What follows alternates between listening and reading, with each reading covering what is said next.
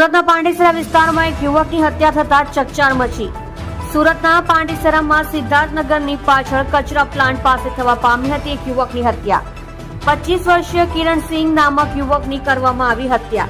મૃતક કરણસિંહને માથાના ભાગે બોધડ પદાર્થ વડે હુમલો કરી હત્યા નિપજાવવામાં આવેલ હોવાનું સૂત્રો દ્વારા માહિતી મળી. સુરતની પાંડેસરા પોલીસનો કાફલો અને ઉચ્ચ અધિકારીઓનો કાફિલો ઘટના સ્થળ પર આવી હત્યાનો ગુનો નોંધી આગળની વધુ તપાસ હાથ ધરી છે. આપ જોઈ રહ્યા છો સોમવાર time news channel bureau report Surat.